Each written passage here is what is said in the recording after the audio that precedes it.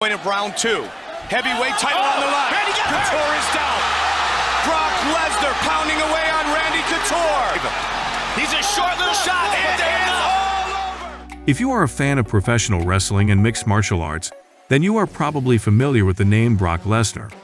Before he became a UFC champion, Lesnar rose to fame as a WWE superstar. He's got to be on the offensive. Lesnar's got him up in his shoulders. Lesnar's got him up. Oh my God!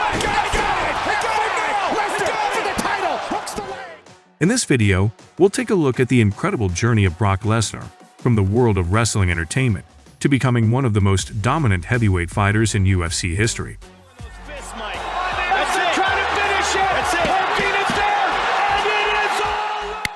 From his early life on a dairy farm to his amateur wrestling success, we'll explore the milestones that shaped Lesnar's path to greatness.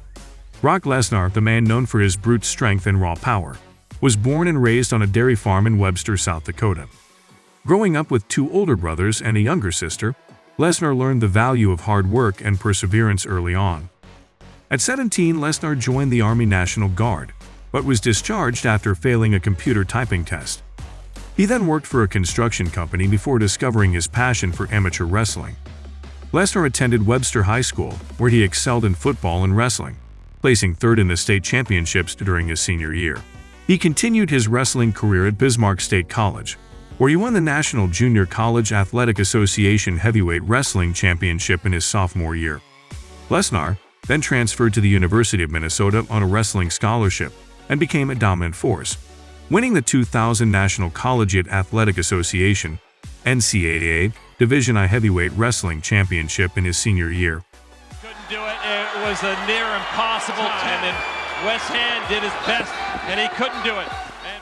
With an impressive record of 165 overall in 4 years of college, Lesnar's success on the mat caught the attention of WWE, and he signed with them in 2002.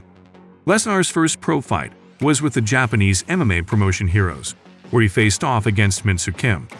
The fight took place in Los Angeles, California, and it was an intense battle from start to finish. Kim landed an inner thigh kick to kick things off, but Lesnar immediately took him down. Despite being held down in half guard, Lesnar used his massive hands to connect with short punches to Kim's head. The pressure eventually led to Lesnar mounting Kim and throwing ground and pound until Kim was forced to tap.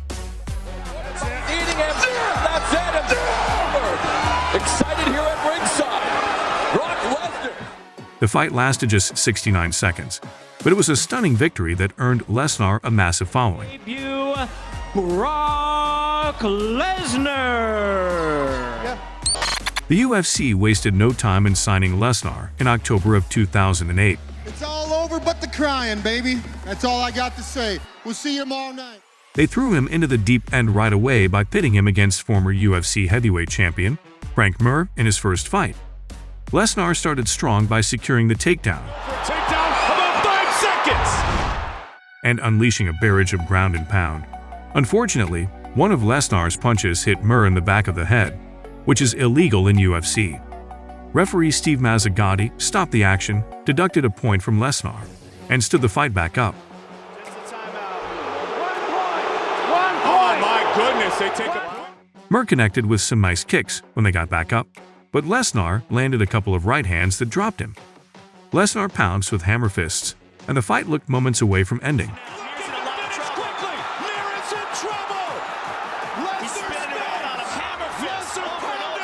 But Mir managed to attempt submissions off his back.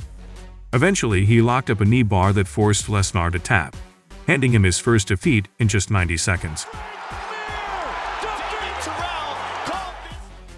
Back in UFC 87, Brock was set to fight Mark Coleman, the former UFC heavyweight champion. However, due to an injury, Mark pulled out of the fight, leaving Brock with a new opponent, the veteran fighter from Pride FC, Heath Herring. Despite being the less experienced fighter, Brock came charging in, dropping Heath with a powerful right hand. Though he wasn't able to secure the guillotine, Brock continued to dominate the fight with punches and knees from above. That's the Golden Gopher. Oh my! Big knees to the body. Showcasing his fierce strength and power. With his incredible stamina and energy, he kept up the beat down on the ground and in the clinch, eventually riding Heath like a bull and securing a unanimous victory after 3 rounds. Wow. But he brings Brock. It was this stunning performance that earned Brock a shot at the UFC Heavyweight Championship, but his popularity certainly helped him secure the opportunity. His opponent was none other than the legendary Randy Couture, the reigning champion of the UFC. The two fighters went toe-to-toe, trading punches in the clinch, but it was Brock who secured the first takedown of the fight. Though Randy was able to defend well against Brock's advances, his size proved to be a significant advantage, and he maintained control over Randy throughout the fight. That was nasty the way he was turning his leg sideways. Half guard. As the second round began, the action intensified, with both fighters trading blows. But it was Brock's devastating right elbow that staggered Randy, followed by a flurry of punches and hammer fists that led to the referee stepping in.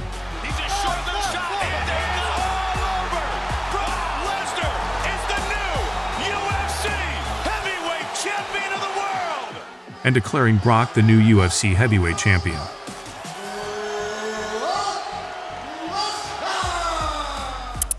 His first title defense at UFC 100. Brock's opponent was none other than UFC interim heavyweight champion Frank Mir. It was their second time facing off, and the anticipation was high. Brock opened up the fight with some light kicks, but Frank tried to grab hold of his leg. Brock defended the takedown and got on top of Frank. Or the left leg of Frank Mir. You never know, though. He finally enters the octagon. Where he proceeded to lay all his weight on him and throw punches and elbows. But he's bleeding, Mike. Brock is firing away. The first round ended with Brock dominating, and he started the second round with another takedown. Stood back up. But this time, he let Frank back up, and that's when things got wild. Frank started connecting on the feet, and Brock took him down again. He stayed on top, trapping Frank against the cage and pummeling him with punches, and Brock was charged up. UFC heavyweight champion. He yelled at Frank and gave the middle finger to the crowd, much to everyone's shock. But what came next was even crazier. In the post-fight press conference, Brock had to apologize with a Bud Light in his hand. Foremost, I want to apologize. I acted very unprofessionally after the fight, and I'll leave it at that. Despite his controversies, Brock's victory at UFC 100 cemented his legacy as one of the greatest UFC fighters of all time. However, his career was put on hold after he revealed that he was suffering from mononucleosis. This stemmed from a serious case of diverticulitis, an intestinal disorder that required surgery. So it's no surprise that this posed a significant threat to Brock's MMA career. After a year-long hiatus, Lesnar returned to the octagon at UFC 116 to defend his heavyweight belt against interim champion Shane Carwin. Carwin, a powerful puncher with impressive ground skills, was a formidable opponent, and many wondered if Lesnar could overcome his long layoff and recent surgery. The fight got off to a rocky start for Lesnar, as Carwin unleashed a flurry of punches and a devastating knee that had him reeling. Carwin. Lesnar's pounding away. Lesnar trying to push him off. Despite being in serious trouble, Lesnar managed to survive and even made it back to its feet, where he held Carwin against the cage until the end of the round. With Carwin visibly tired in the second round, Lesnar seized the opportunity to secure a takedown and rain down punches. This opened up an opportunity for Lesnar to lock in an arm triangle choke, which he slowly applied until Carwin was forced to tap out. Trying to stay very relaxed is Shane Carwin. Oh, wow. Lesnar is the undisputed heavyweight, has done it. It was a triumphant victory for Lesnar, and it proved once again that he was the baddest man on the planet.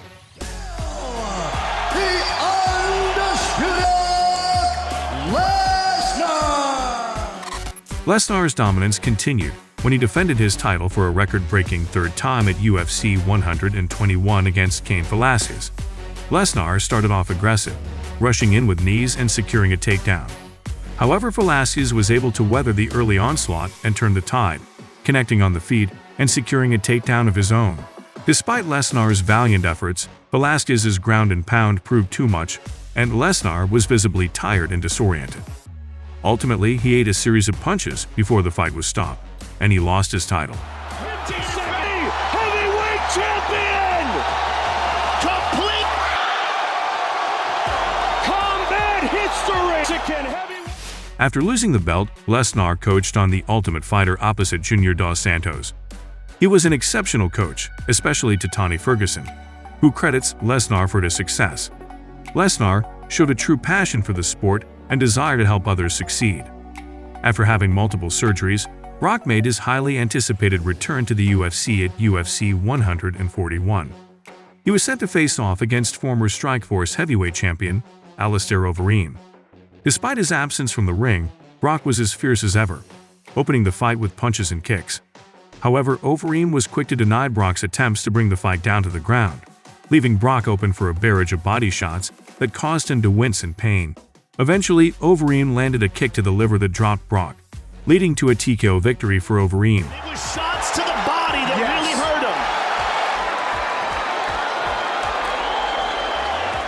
him. Following this loss, many believe that Brock's career in MMA was over, especially considering his successful return to the WWE and his vocal complaints about not being paid enough in the UFC. But Brock had other plans. He announced in 2016, after being away from the octagon for nearly 5 years, that he was making his comeback at UFC 200 against Mark Hunt. He secured takedowns and threw ground and pound, avoiding Hunt's heavy hits. The end result was a unanimous decision victory for Brock and a record-breaking salary of $2.5 million.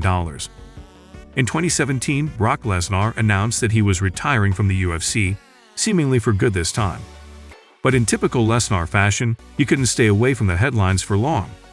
After heavyweight champion Daniel Cormier called him out following his win at UFC 226, Lesnar entered the cage and the two had an intense in-cage scuffle.